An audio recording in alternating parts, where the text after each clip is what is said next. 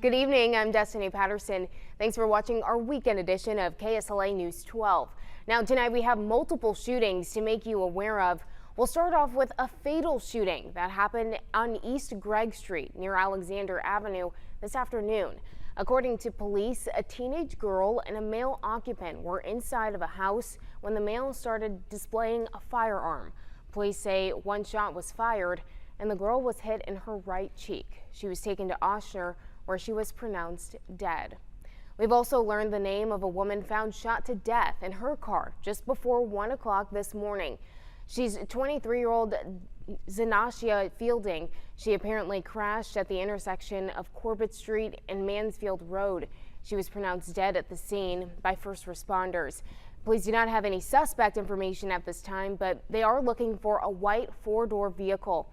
This is Caddo's 19th homicide this year, and it remains under investigation. Over in Shreveport's Shreve City neighborhood, the woman that was reported to be in critical condition following a condo fire yesterday has died. According to the Caddo Coroner's office, 63-year-old Jacqueline Murphy died around 8:30 this morning at Oshner LSU Health.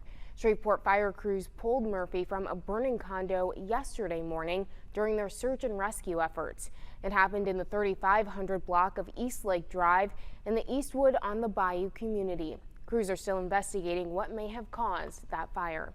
Now we're going to send it over to our First Alert meteorologist, Jessica Moore. And I just want to say, I hope that you guys all had a restful Easter Resurrection Sunday, despite that wet weather. Jessica, what are we expecting going into the week? That's right, Destiny. We are looking at, thankfully, a quiet night. As you mentioned, we did have showers and storms earlier today, but now looking at satellite and radar, we're looking at dry weather here across the Arklatex. The rain still moving off in east of us in Mississippi, but again, we're dry here and we'll continue to stay that way as we head into the evening. Now let's take a look at your current temperatures right now. We're as cool as the upper 50s, 57 right now in Idabel, DeQueen, sitting at 59. It's 57 degrees in Texarkana, 62 in Shreveport. Now I was outside earlier today with a little bit of the wind. Dare I say it was a little chilly with the wind, especially again earlier this evening. Now temperatures sitting in the upper 50s for Marshall, Texas, but still a little bit warmer here further to the south. Natchitoches still at 71, but overnight tonight we're looking at temperatures cooling down into the low and mid 50s area wide, but even the upper 40s can't be ruled out. 48 potentially overnight tonight in Idabel and 49 in DeQueen. Coming up, we'll talk a little bit more about your forecast for what you need to know as you head out the door on your Monday. Plus, we'll take a look at our next chance for rain moving into the Arklatex. Tomorrow is the last day to file your taxes, and experts say there are some steps that all taxpayers can take to make that process smoother. So we have some tips for you. Make sure that you're being accurate and you don't guess, and that means that you shouldn't estimate or expect the IRS to fix any mistakes. Also, file electronically if you can, and electronically deposit your tax refund. Now, there are a lot of benefits on the table, but you may need help from a tax expert. Child credit, dependent care credit, earned income credit, education credits, those are all big, all complicated, all very pro-taxpayer, but they're not automatic check a box and get a big check. It's estimated 80 million people wait until the last minute to file their taxes. Now we have a traffic alert to make you aware of. Starting tomorrow, Red Bluff Road to Linwood will be closed for about 3 to 4 weeks. That's according to the DeSoto Parish Sheriff's Office. Repairs will be made to a low area where a creek crosses. The Sheriff's Department will not know just how much of the road will be closed until tomorrow morning. Now, millions of Christians are celebrating the resurrection of Jesus Christ, and many attended Easter church services all over the world. And typically, it's viewed as the origin of Christianity and as the religion's biggest holiday. The day also signals the end of Lent. But this morning, devout Catholics packed St. Louis Cathedral in New Orleans for their Easter sermon. Lift up your hearts. Let us give thanks to the Lord our God. It is truly right and just, our duty and our salvation, at all times to acclaim you, O Lord, but on this day above all, to laud you yet more gloriously when Christ, our Passover, has been sacrificed.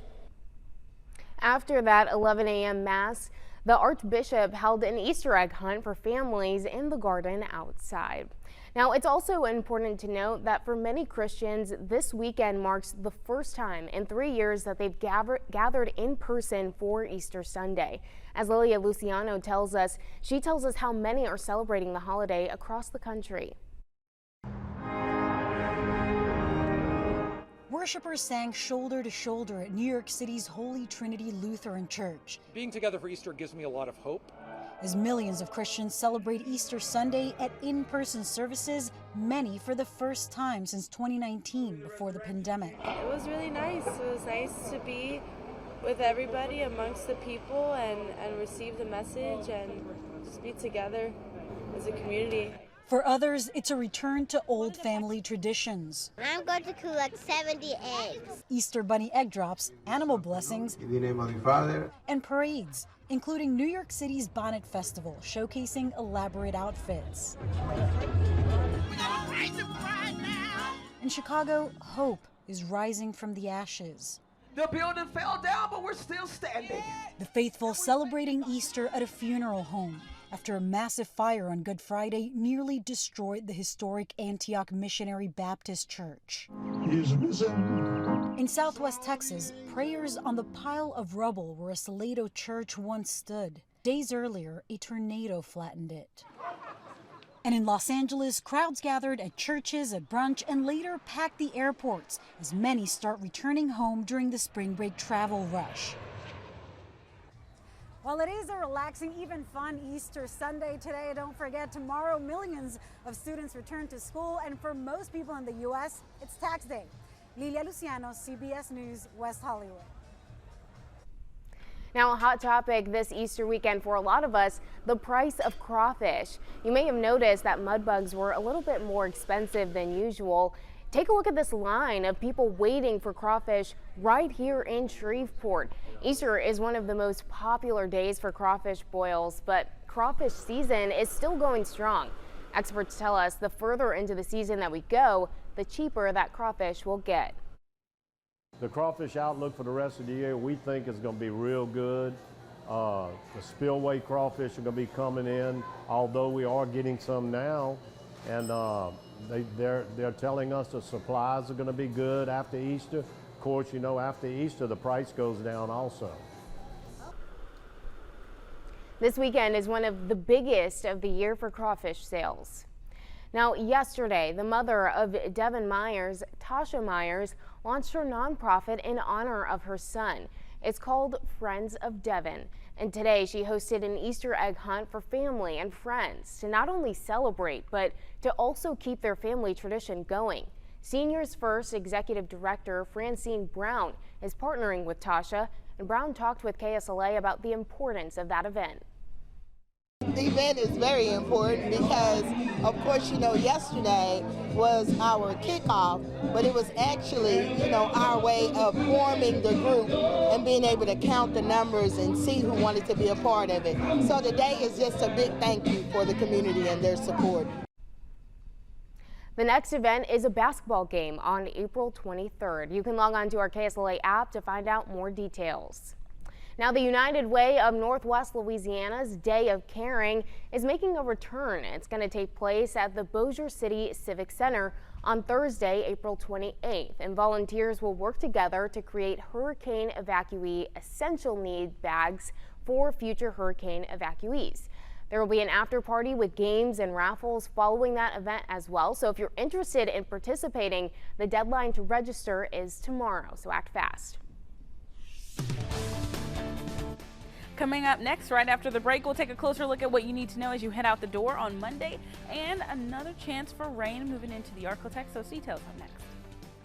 It's the birthplace of an important piece of our Creole history, and where Clementine Hunter became a great folk artist. Clementine came to this plantation around the age of 16 to be a worker in the field, the cotton fields. I'm Dave McNamara. Join me at Melrose in tonight's Heart of Louisiana. The U.S. has pledged $800 million worth of aid to Ukraine, but what does it entail and will it be enough? We'll have that story coming up when we get back.